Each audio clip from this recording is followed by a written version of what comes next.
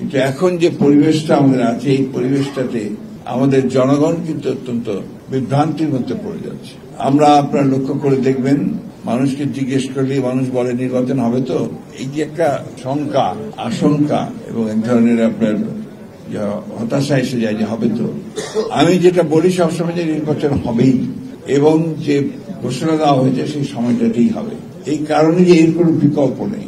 আজকে যদি নির্বাচন বন্ধ করা হয় বা নির্বাচন না হয়, তাহলে এই জাতি প্রচন্ড রকমের ক্ষতিগ্রস্ত হবে এবং ফ্যাসিবাদের ফিরে আসার সম্ভাবনা অনেক বাড়বে। আপনারা নিশ্চয়ই লক্ষ্য করছেন যে বিভিন্ন খান থেকে বিভিন্ন সময় অনেকেই চেষ্টা করছে এই ফ্যাসিবাদকে নিয়ে আবার কথা বলার জন্য, এবং বিদেশেও আপনার এটা নিয়ে কাজ হচ্ছে। তাই নির্বাচনটা খুব দ্রুত দরকার, সে কথাগুলো আমরা বারবার বলেছি, এবং আমরা মনে করি যে একটা অবাধ, সুষ্ঠু, নিরপেক্ষ নির্বাচনের মধ্য দিয়েই আমরা আমাদের যে কাঙ্ক্ষিত লক্ষ্য, গণতান্ত্রিক রাষ্ট্র ব্যবস্থা, সেই রাষ্ট্র ব্যবস্থায় আমরা যাওয়ার সুযোগ পাব। ডক্টর মাহাদিন যে কথাগুলো বলেছেন অত্যন্ত বাস্তবসম্মত কথা, যে আমরা সংস্কার করছি। সংস্কারের কথা তো প্রথম বিএনপি বলেছে। বাংলাদেশের যা কিছু পরিবর্তন, শুরু পরিবর্তনের কিন্তু আপনার বিএনপির মাধ্যমে। বাংলাদেশের জন্মের শুরুতেই তো আপনার যে মুক্তিযুদ্ধের ঘোষণা শহীদ প্রেসিডেন্ট জিয়া রহমানের কাছ থেকে আসে, যিনি পরে বিএনপি প্রতিষ্ঠা করেছিলেন।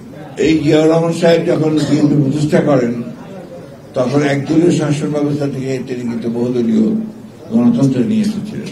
এই জিয়া রহমান সাহেবই মিডিয়া স্বাধীনতা, জুডিশিয়ারির স্বাধীনতা নিশ্চিত করেছিলেন।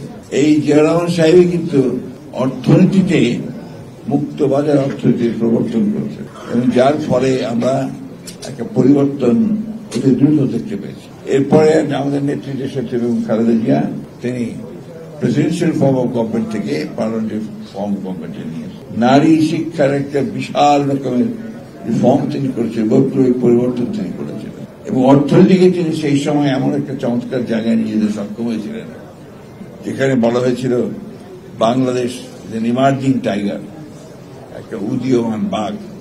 এই বিষয়গুলো আমাদের কিন্তু বারবার বলা উচিত এই জন্যে যে কথাগুলোকে ঢাকা দিয়ে যাচ্ছে।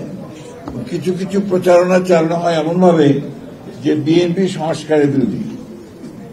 বাংলাদেশের যা কিছু সংস্কার হয়েছে এখন পর্যন্ত বিএনপির হাত দিয়ে হয়েছে।